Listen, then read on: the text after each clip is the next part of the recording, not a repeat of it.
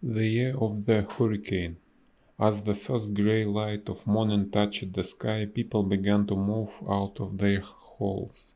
Wade and Dawson stood on top of the ridge and looked down over the city. The flood waters had already dropped a little, and they could see that only a few buildings were still standing. They saw no soldiers.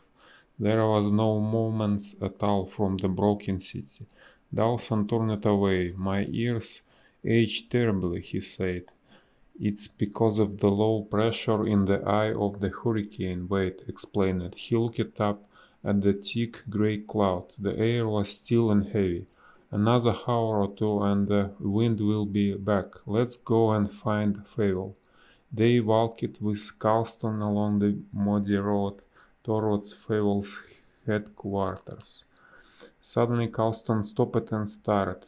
"My God," he said in horror, "look at that." Not far away was the dead body of a man, half in and half out of a hole. His head lay sideways in a very unnatural way. The wind had broken his neck. Wade walked on. He knew that there would be many accident deaths in this hurricane, but he could not stop thinking about another death, the death of an army of men also killed in the hurricane, but not accidentally. Fable's headquarters was a number of holes in the ground. Officers were hurrying up with reports, and soon Fable called Wade to him. "Your hurricane was as bad as you promised, Mr. Wade," he said. "I am sending some of my men up the Negrito Valley to help the people. How long have we got before the wind returns?" For some minutes they looked at maps and discussed the floods and the storm damage to roads and bridge. Wade told him as much as he could about the second half of the hurricane. "I am very grateful for your help, Mr. Wade," Fable said gently. Wade walked back to join Dawson, who was talking to Manning. Dawson turned quickly to Wade and said excitedly, "Hey Manning, tell me, he's had a report about some foreigners up the Negrito Valley, about 8 kilometers up. Perhaps it's you, Julie, and the others."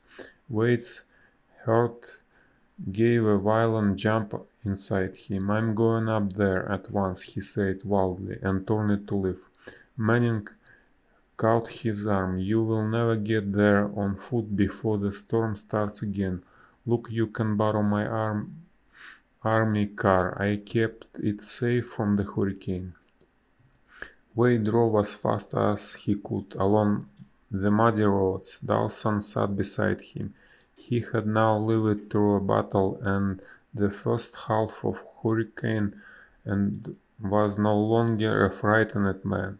He felt he had learned more about danger and fear than he had ever known before. Perhaps his new book would be better because of that. He felt grateful towards Wade, this honest, brave, stubborn young man who seems to have no fear for himself at all. Dawson wanted to help him in this crazy search for his girl. "I don't understand Manning," White said suddenly. "He is English, isn't he? Why is he fighting for Fievel and San Fernandez?" "He is a soldier who goes where the work is," replied Dawson. "Oh, I see. He does it for the money." "It's not only for the money," said Dawson. "He chooses which side he fights for, you know. He believes that Fievel will be a much better president for the people of San Fernandez than Sawyer was. He is an interesting man. I had a long talk with him back in St. Pierre." He smiled. "Perhaps I will put him in my next book." "Don't put me in any of your books," warned Wade. Dawson laughed. "Why not? You will be a famous man because of your hurricane." After 4 kilometers they had to leave the car. Floods had washed the road away and it had disappeared down the hillside in a sea of mud.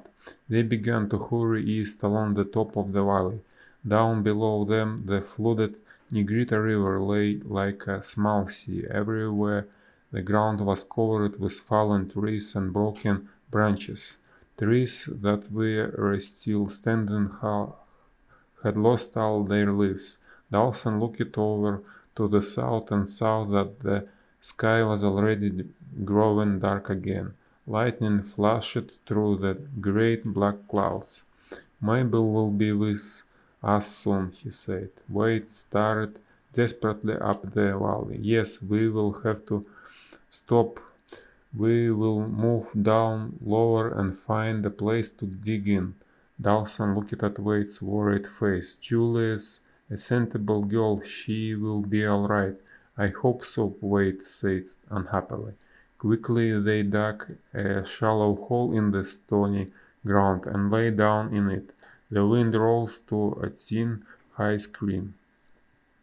Julie and the others had lived through the first half of the hurricane, but it had been a bad night. Their little cave under the rocks was safe from the wind, but not from the water. The rainwater had run in rivers down the hillside and over the rocks above them. It fell in a wall of dirty brown water on their legs as they lay in the cave.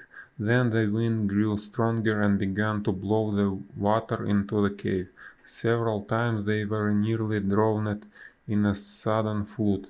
The night passed and daylight brought the calm year of the hurricane. The three of them crawled thankfully out of the cave and sat on a low rock. Down below, the bottom of the valley was covered with great sheet of water. The Negrita River had flooded and destroyed roads and bridges and farms. They could see people moving about above their floods. Rawsthorn looked up at the gray sky. "The wind will be back soon, I think." "Didn't Wade tell us that, my dear?" he said, turning to Julie. "I think so," she said. After about an hour her body was tired and aching, but her clothes were already drying in the hot, still air. "Don't be stupid," said Mr. Warmington crossly. "The storm has finished. There is no wind at all now." She stood up and pulled her skirts tight. "I am going down into the valley.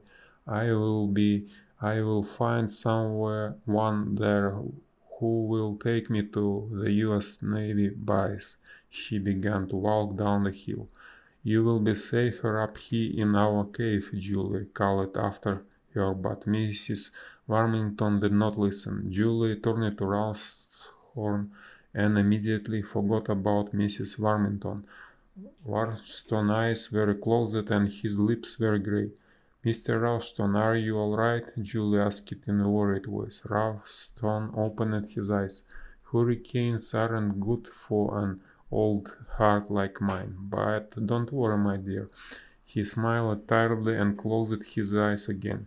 Julie stayed by his side. He was clearly too ill to walk down the hill, and there was no time to get help.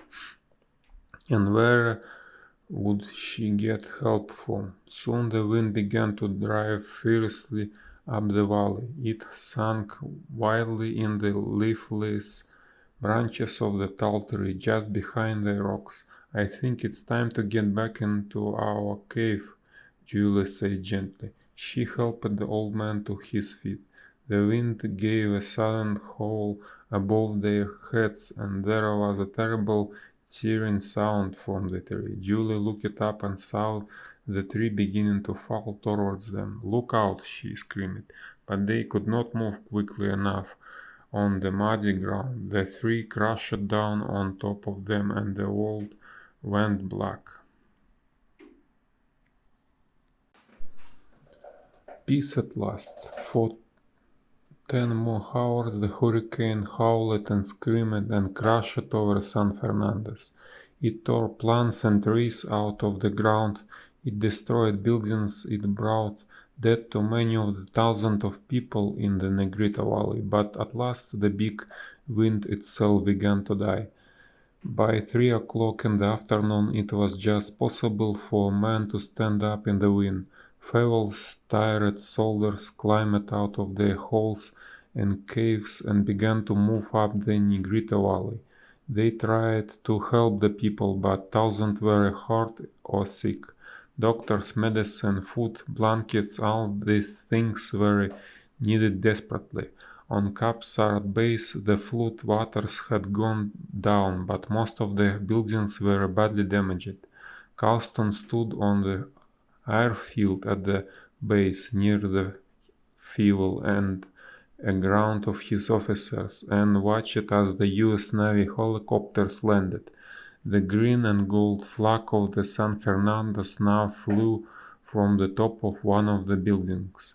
Carlston smiled. Fievel did not want to take the base back from the Americans, but he wanted them to pay more money for it. The first helicopter landed and Carlston watched as Captain Brooks got out.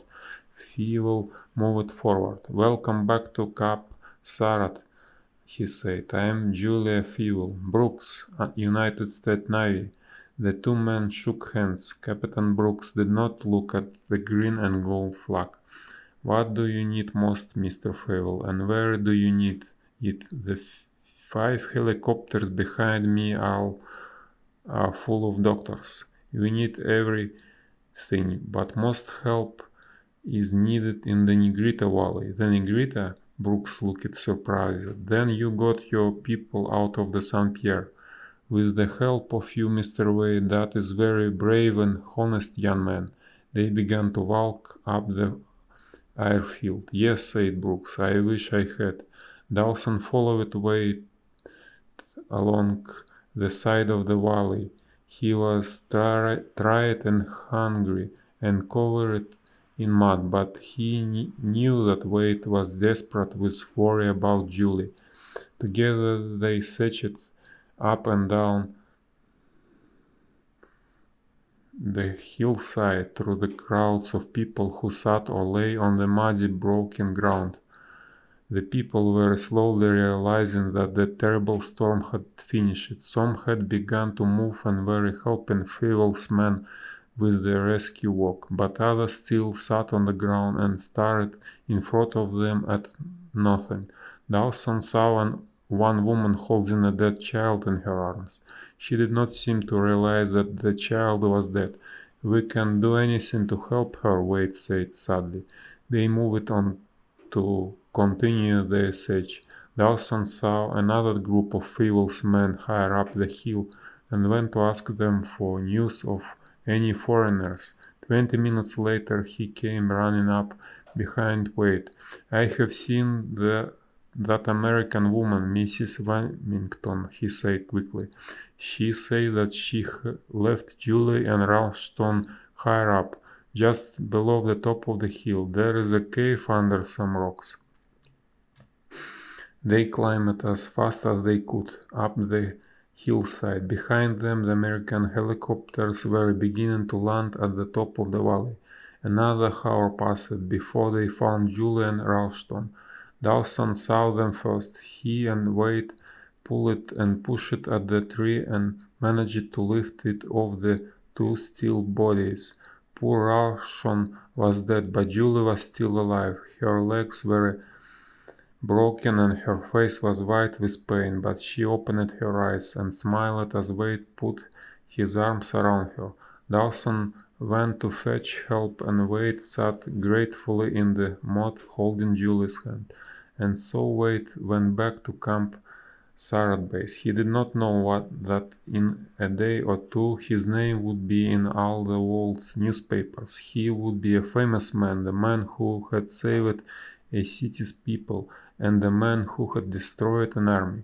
He knew nothing of all this. He felt tired and miserable. He felt that he had failed as a weatherman, as a scientist, because too many people had died in his hurricane. David Wade was still very young. He was an honest, intelligent, and hard-working scientist, but he did not understand the ways of the world.